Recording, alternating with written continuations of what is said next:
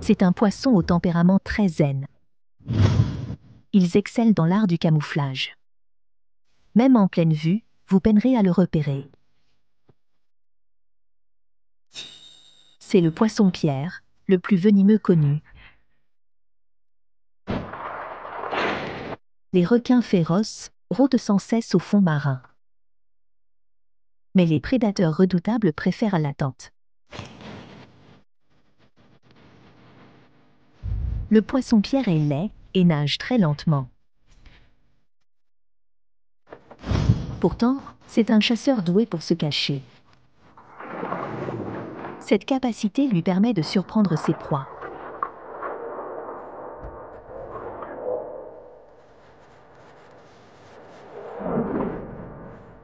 Sa nageoire dorsale a 13 épines à forte neurotoxine. Si piqué, seul l'antivenin peut sauver l'homme. Contrairement aux autres, il a un tempérament doux. Son venin sert uniquement à se défendre. Il préfère s'enfuir et attendre sa proie patiemment.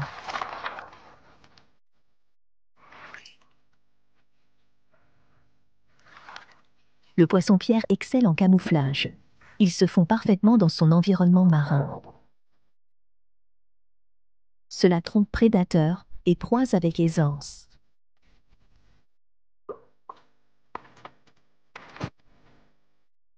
C'est l'un des chasseurs les plus rapides au monde. Il attaque en 16 minutes, un clin d'œil prend 250 minutes. Sa bouche crée une dépression qui aspire la proie.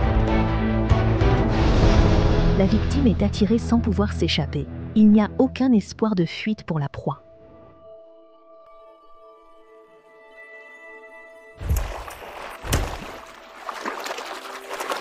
Une fois avalée, la proie est condamnée. D'autres créatures attendent aussi chez elles leur repas.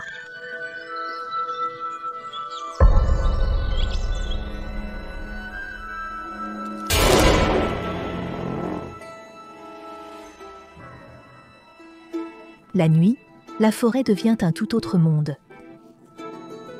La plupart dorment, mais certains s'activent. C'est le cas de l'araignée tourelle de Californie. Elle construit des pièges en forme de tourelle. Hauts de 10 cm, camouflés de terre et feuilles. Les insectes peinent à voir ce piège élaboré. L'homme de poing, dès qu'ils attrapent leur proie, l'araignée de tourelle lui injectera du venin avec des bourgeons empoisonnés. Une fois que le corps de la proie est paralysé, il sera bientôt traîné dans le trou, et tout le processus de chasse peut être terminé en seulement 2 ou 3 secondes. Leurs nids sont généralement construits sous des buissons sombres et humides. Bien qu'il ait l'air rugueux et rudimentaire à l'extérieur, la doublure à l'intérieur est en soie d'araignée, ce qui peut empêcher efficacement le nid de s'effondrer. Les araignées de tourelle sont des créatures assez simples, qui ont été piégées dans ce petit endroit pendant presque toute leur vie. Ces grottes se dressent au-dessus du sol et ne s'enfoncent pas profondément dans le sol, atteignant une profondeur maximale d'environ 20 cm.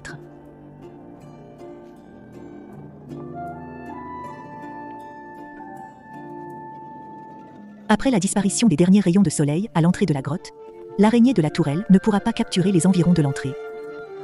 Faites attention tranquillement aux mouvements autour de vous. À ce moment-là, quelques petits insectes intrigants traînent souvent ici. Chaque pas qu'ils font crée une minuscule vibration qui révèle leur position. Les araignées sont depuis longtemps conscientes de l'approche de leur proie et surveillent constamment leurs allées et venues.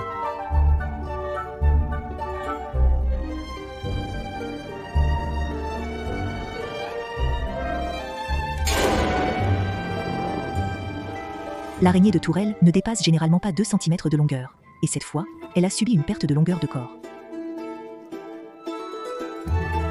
Ils ont une vue très faible et comptent principalement sur la détection des vibrations à proximité pour chasser. Bien sûr, parfois ils jugeront la mauvaise direction. L'araignée à tourelle est une espèce extrêmement ancienne, avec une durée de vie d'une vingtaine d'années. Le cochon-loup et le cochon à plaque de feu sont tous deux cousins, et les méthodes de chasse des trois sont très similaires. Le cochon de porte de feu installera également une porte anti-vol dans la grotte, qui peut non seulement se cacher des prédateurs, mais aussi mieux se cacher. Ces araignées détestent généralement l'exposition au soleil, car leur corps se déshydrate facilement, et elles passent généralement leur vie dans leur nid, jusqu'à ce qu'elles meurent. Bienvenue dans le microcosme. Ici ensemble, nous explorerons les merveilles qui se cachent derrière chaque vie. Nous vous remercions de votre intérêt.